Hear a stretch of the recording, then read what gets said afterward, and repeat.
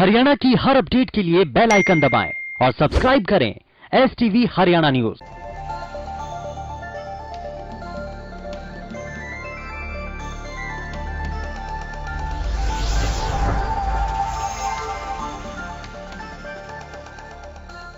नमस्कार, स्वागत है आपका। मैं हूं नंदिनी मिश्रा। आपके साथ बुलेटिन की शुरुआत करेंगे बड़ी खबर से।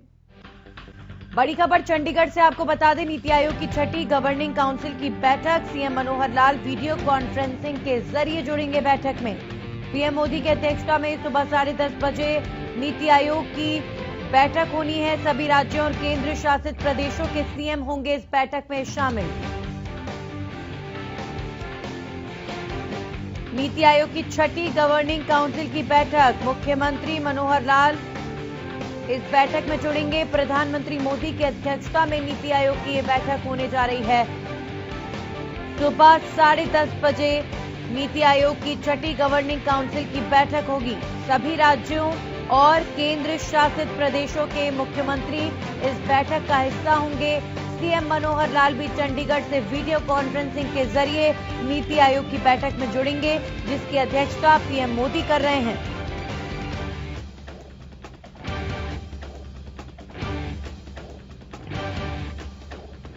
बड़ी खबर नीति आयोग की बैठक को लेकर आपको बता दें, सभी मुख्यमंत्री इस बैठक का हिस्सा होंगे। मुख्यमंत्रियों के साथ साथ प्रधानमंत्री मोदी इस बैठक की अध्यक्षता कर रहे हैं। सुबह 10:30 बजे नीति आयोग की गवर्निंग काउंसिल की बैठक होगी, जिसमें देश से जुड़ी योजनाओं पर विचार विमर्श किया जाता है। देश से जुड़ी योजनाओं को लेकर नीति निर्धारित की जाती है। हमारे साथ हमारे सहयोगी राकेश गुप्ता फोन लाइन पर जुड़ चुके हैं। राकेश जी, क्या जानकारी नीति आयोग की इस बैठक को लेकर? देखिए, जो जानकारी मिल रही है वो यही है कि सुबह 10:30 बजे नीति आयोग की बैठक होगी और ये छठी गवर्निंग काउंसिल की बैठक है। इसमें प्रधानमंत्री नरेंद्र मोदी जो हैं बैठक की अध्यक्षता करेंगे और सभी राज्यों के और केंद्र शासित प्रदेशों के जो प्रशासक हैं और मुख्यमंत्री हैं इस बैठक का हिस्सा होंगे। और यह बैठक जो है वीडियो कॉन्फ्रेंस के माध्यम से ली जाएगी। आप जानते हैं कि नीति आयोग जो है इस जो वित्तीय वर्ष के शुरुआत में बैठक करता है और आप ये क्योंकि वर्ष समापन की तरफ है तो अगले वर्ष के लिए क्या प्लानिंग है और इस दफे क्या हुआ, इसमें क्या इस बैठक में होगी। और हरियाणा के मुख्यमंत्री जो हैं इस बैठक में हिस्सा लेंगे। जी, चलिए, बहुत बहुत शुक्रिया राकेश जी तमाम जानकारी के लिए। तो नीति आयोग की बैठक आज होगी 10:30 बजे। मुख्यमंत्री भी इस बैठक का हिस्सा होंगे। मुख्यमंत्री मनोहर लाल 10:30 बजे चंडीगढ़ से वीडियो कॉन्फ्रेंसिंग के जरिए जुड़ेंगे। और चलिए अब रुक कर लेते हैं एक और बड़ी खबर का। किसान आंदोलन से जुड़ी बड़ी खबर आपको बता दें, आज दोपहर 12 बजे होगी हरियाणा किसान यूनियन की प्रेस कॉन्फ्रेंस। झज्जर में आज किसानों की मीटिंग होगी और मीटिंग में आगे की रणनीति तैयार करेंगे किसान।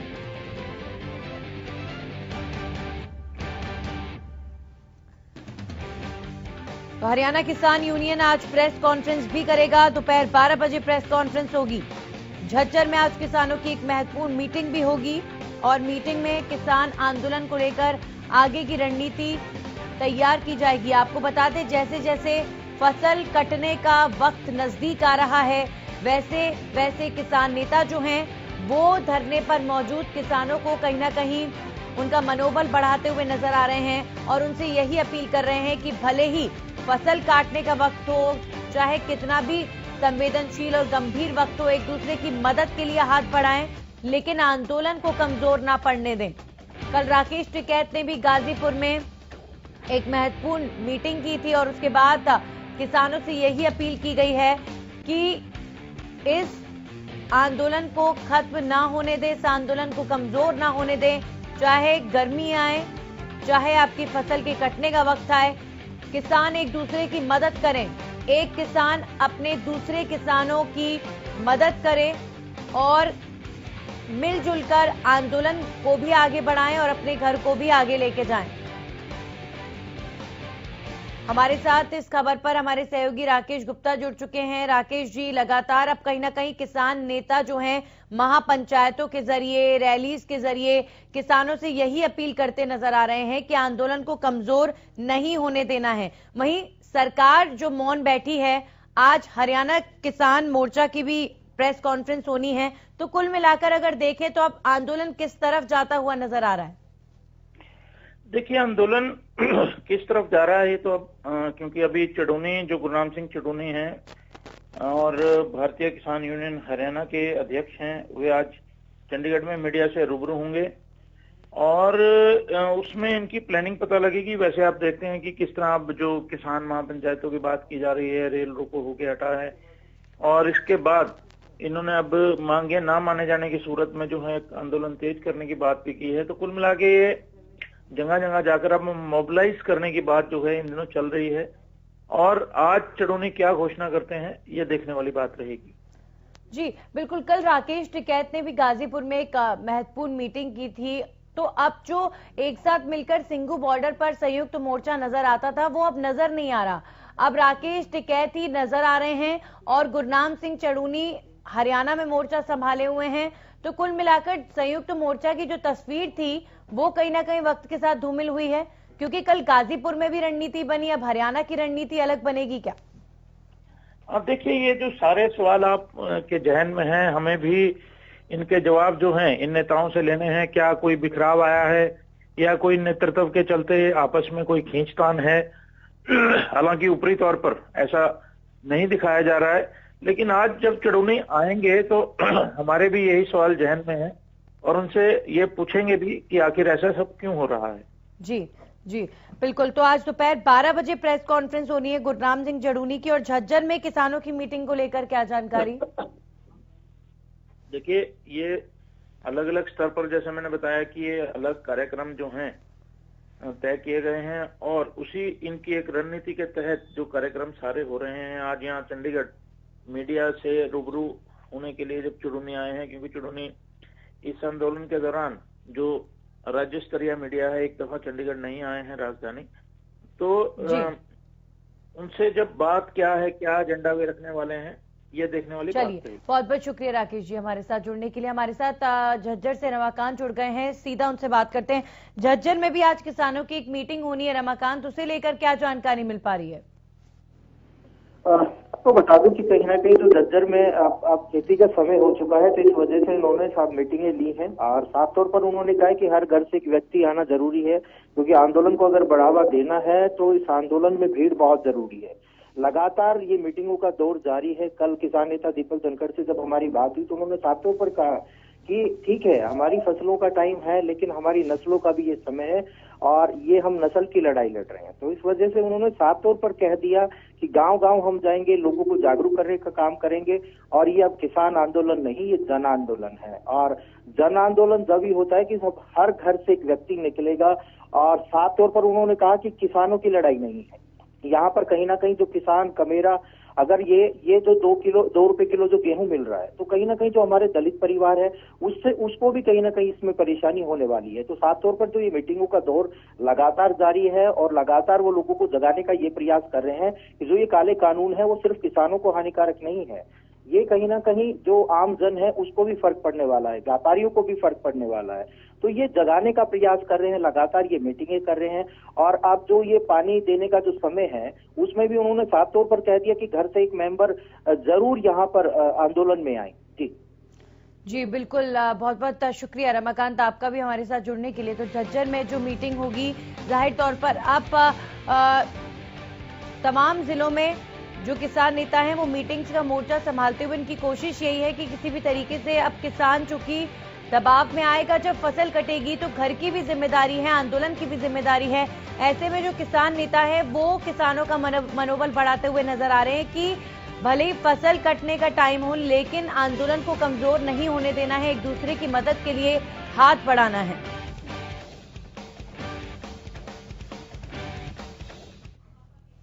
और अब किसान आंदोलन से जुड़ी हुई एक और बड़ी खबर आपको बताते हैं। किसानों ने रेल रोको अभियान को सफल बताया है और अब आज संयुक्त किसान मोर्चा की अहम बैठक होगी। आगे की रणनीति को लेकर बैठक की जाएगी। आपको बता दें, देश भर में किसानों को जागरूक करना ही मकसद है।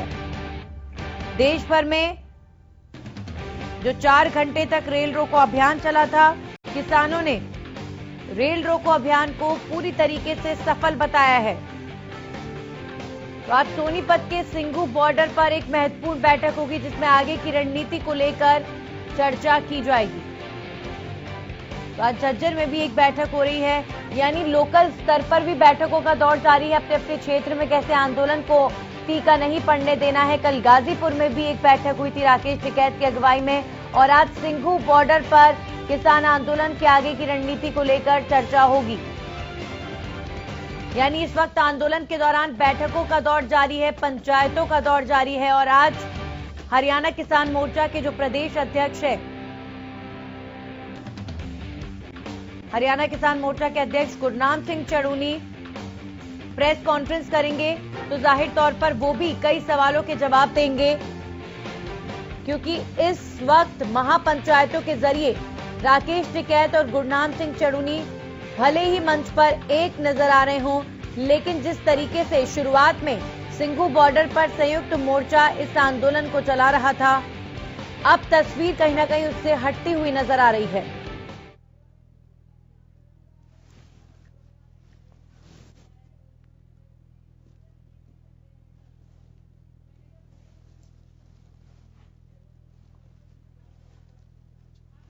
और इस खबर पर जानकारी के साथ हमारे सहयोगी लाजपत जुड़ चुके, सीधा उनका रुख करेंगे। लाजपत, आज सिंघू बॉर्डर पर भी एक महत्वपूर्ण बैठक होने वाली है। किस तरह की तस्वीर नजर आती है? अगर मैं सिंघू बॉर्डर की बात करूं, लगातार अब राकेश टिकैत नजर आ रहे हैं, गुरनाम चड़ूनी नजर आ रहे हैं। वो संयुक्त मोर्चा क्या है, कहीं पर एग्जिस्ट करता है क्या, सिंघू बॉर्डर पर दिख रहा है? क्या जानकारी आज की बैठक को लेकर?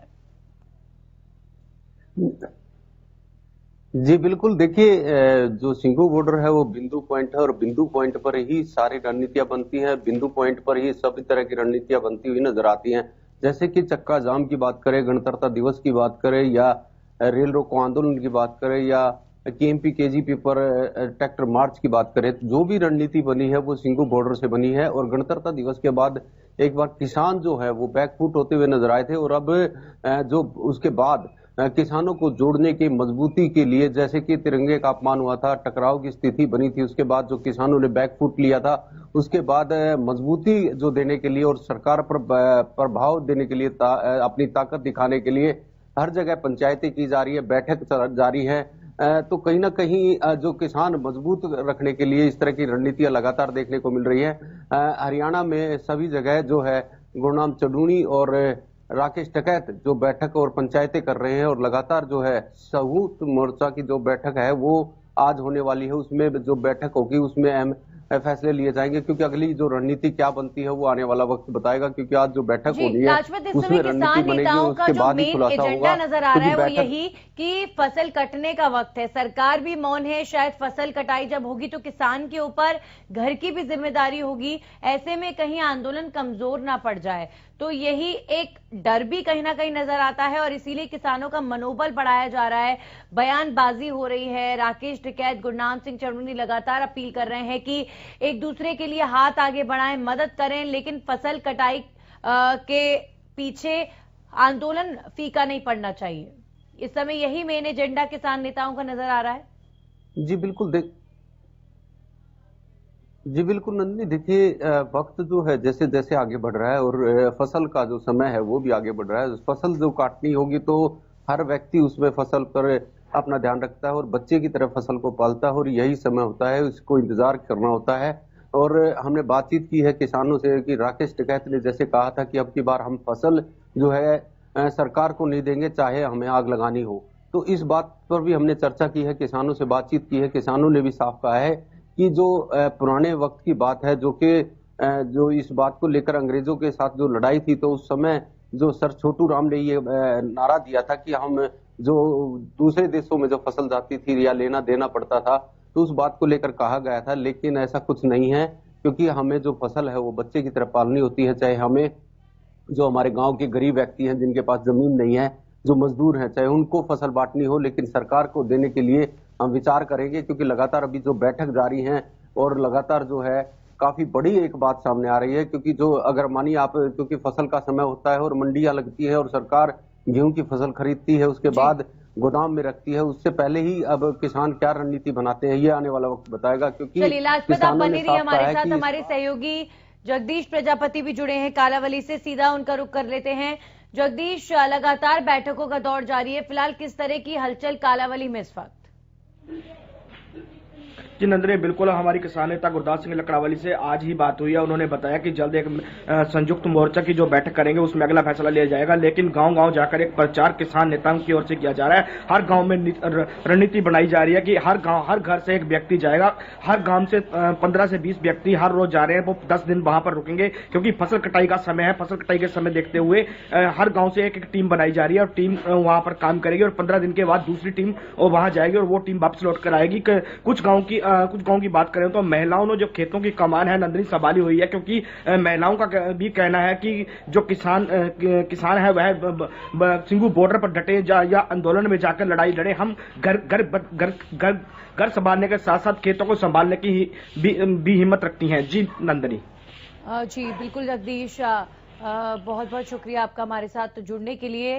तो अब लगातार जिस तरीके की हलचल है किसान आंदोलन को लेकर, जाहिर तौर पर अब बैठकों के जरिए किसानों का मनोबल बढ़ाया जा रहा है, क्योंकि वक्त काफी हो चला है और आगे कब तक आंदोलन चलेगा कुछ नहीं कहा जा सकता। अब खबरों में आगे बढ़ेंगे, रुक करेंगे एक और बड़ी खबर का। 12वें दिन भी पेट्रोल डीजल के दामों में बढ़ोतरी दर्ज की गई है। डीजल की कीमत में 37 से 39 पैसे तक की बढ़ोतरी, तो पेट्रोल की कीमत भी 38 से 39 पैसे तक बढ़े। दिल्ली में पेट्रोल 90.58 रुपए प्रति लीटर हुआ। दिल्ली में डीजल के दाम 80.97 रुपए प्रति लीटर। वहीं मुंबई में पेट्रोल की कीमत 97 रुपए प्रति लीटर हो गई है। लगातार 12 दिनों से पेट्रोल की कीमतों में इजाफा हो रहा है और अब कहीं ना कहीं पेट्रोल की कीमतों पर सियासत भी तेज हो गई है।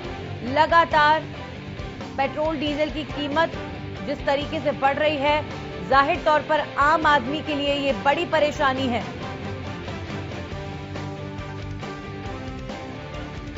बारहवें दिन भी पेट्रोल डीजल के दामों में बढ़ोतरी हुई है। 37 से 39 पैसे तक की बढ़ोतरी हुई है डीजल की कीमतों में और पेट्रोल की कीमत 38 से 39 पैसे तक बढ़े हैं।